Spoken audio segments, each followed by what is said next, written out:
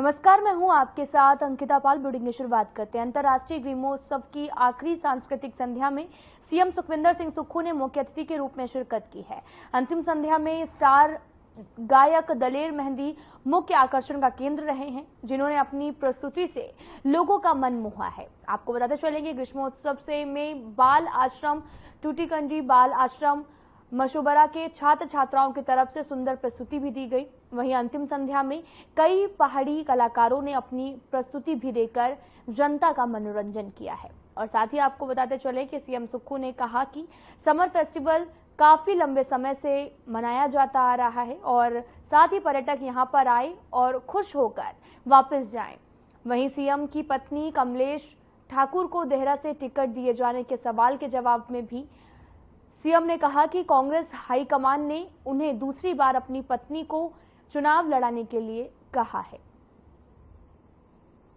और इससे पहले उन्होंने लोकसभा में भी उम्मीदवार बनाने के बारे में पूछा था, लेकिन उन्होंने मना कर दिया था। लेकिन अब उन्होंने फिर से चुनाव लड़ने के लिए कहा और साथ ही इस बार भी इनकार नहीं कर सकते हैं।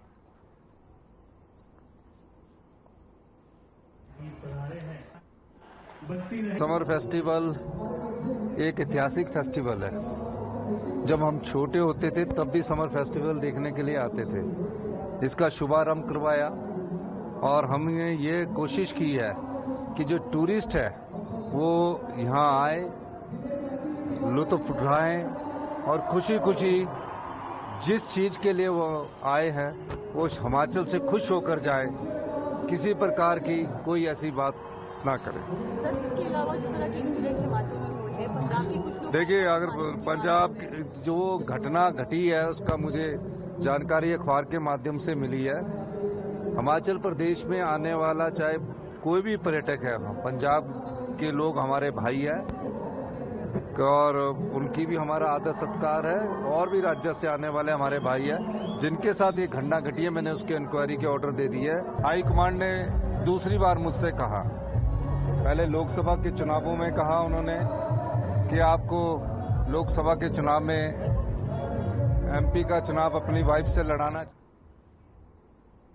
हिमाचल प्रदेश विधानसभा में 3 आजाद प्रत्याशियों की ओर से इस्तीफा देने के बाद में 3 विधानसभा में उपचुनाव होने जा रहा है, जिसके चलते कांग्रेस के प्रत्याशी हरदीप सिंह बाबा ने नालागढ़ एसडीएम कार्यालय में सीएम और डिप्टी सीएम सहित नामांकन भरा है, जिसके बाद में नालागढ़ ओल्ड बॉयज स्कूल में भी एक जनसभा का आयोजन किया गया। इलेक्शनों में हमने अपने सबसे समर्थ प्रत्याशियों को उतारा है कि ये जो चुनाव है ये केवल विधायक बनने के लिए नहीं हो रहा है। ये जो चुनाव है बेईमानी और ईमानदारी के बीच का है। 5 साल के लिए लोगों ने चुनकर भेजा और 5 साल के भीतर आजाद प्रत्याशियों को ऐसी क्या जरूरत पड़ी कि वो दोबारा से चुनाव लड़ रहे हैं। कांग्रेस ने अगर उनका काम नहीं किया होता तो बीजेपी के साथ, जिस तरह बीजेपी विपक्ष में हो उस तरह वो बीजेपी के साथ विपक्ष में बैठ जाते। खबर शिमला से है, जहां पर आचार संहिता के दौरान देहरा एसपी ऑफिस और पीडब्ल्यूडी का डिवीजन खोले जाने की घोषणा करने पर नेता प्रतिपक्ष जयराम ठाकुर ने प्रतिक्रिया दी है। नेता प्रतिपक्ष जयराम ठाकुर ने कहा कि इस समय प्रदेश में आचार संहिता लगी है, देहरा में भी चुनाव हो रहे हैं और इसके बाद भी देहरा में एसपी ऑफिस और पीडब्ल्यूडी का डिवीजन खोला जा रहा है। हिमाचल प्रदेश में 3 विधानसभा क्षेत्र में उपचुनाव चल रहे हैं और इन उपचुनाव के अधिसूचना जारी होने के पश्चात वहां आचार संहिता लगी हुई है। लेकिन बहुत हैरानी की बात है कि आज हिमाचल प्रदेश में मंत्रिमंडल की बैठक होती है और बैठक में फैसला लिया जाता है कि देहरा विधानसभा क्षेत्र के अंतर्गत देहरा में एसपी ऑफिस खोला जाएगा। इसकी अधिसूचना हम बाद में जारी करेंगे। टेक्निकल और इसकी functional format.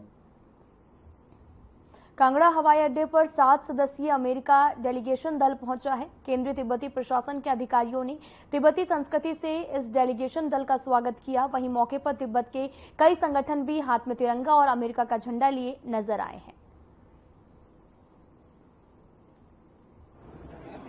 I want to say greetings to the great people of Dharamshala, and we are very excited to see His Holiness tomorrow to talk about many things, including the bill we just passed out of Congress that basically says that the United States of America stands with the people of Tibet. So will the President Biden sign this bill? Yes, he will. He will. Now I'd like to turn it over to my ranking member to say a few words. Tasha delay.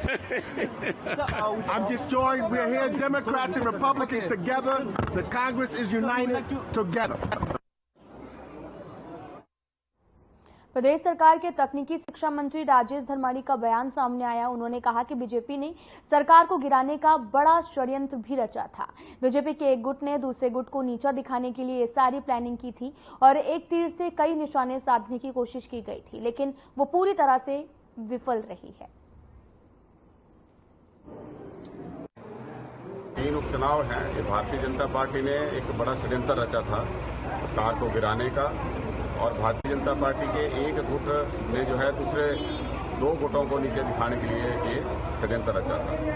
एक तीर से कई निशाने की साधने की कोशिश हुई थी, लेकिन वो फ्लॉप सिद्ध हुआ। वो षड्यंत्र जो है विफल हो गया। जो कांग्रेस के 6 विधायक जिन्होंने कांग्रेस को धोखा दिया, लोगों को धोखा दिया, उनकी सदस्यता खत्म हो गई थी और उनके 4 जो है वो उपचुनाव भी हार गए। और ये जो 3 निर्दलीय राजधानी शिमला में पानी का संकट गहराता जा रहा। कई क्षेत्रों में तीसरे से चौथे दिन पानी मिल रहा है। वहीं पीडब्ल्यूडी विक्रमादित्य सिंह ने भी अपने कार्यालय में बैठक कर जल प्रबंधन निगम को लेकर वार्डों को लेकर टैंकर देने के निर्देश भी दिए हैं।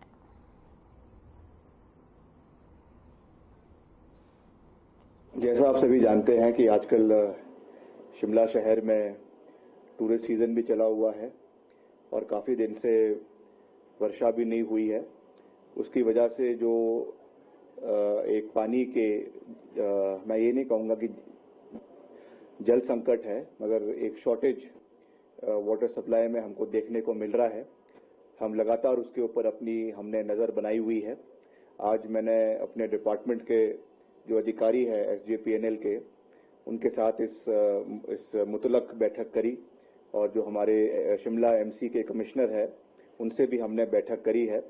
आप जानते हैं कि शिमला शहर में जो है हमारी डेली रिक्वायरमेंट करीबन 48 से 50 MLD की है और जो वर्तमान में जो सप्लाई आ रही है शिमला शहर के अंदर वो करीबन।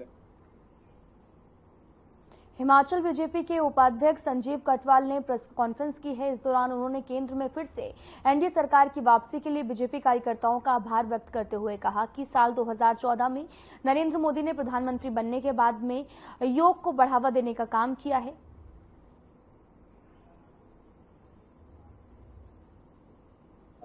श्री नरेंद्र मोदी जी की कुशल नेतृत्व में एनडीए की तीसरी बार सरकार बनी और नरेंद्र मोदी जी देश के तीसरी बार प्रधानमंत्री के रूप में शपथ ली। ये कार्यकर्ता की यथक मेहनत और 140 करोड़ जो देश की जनता है उसका भरपूर समर्थन मिला। 21 जून को पूरे विश्व में योग दिवस के रूप में मनाया जाता है। फ्लास में इतना ही। नमस्कार।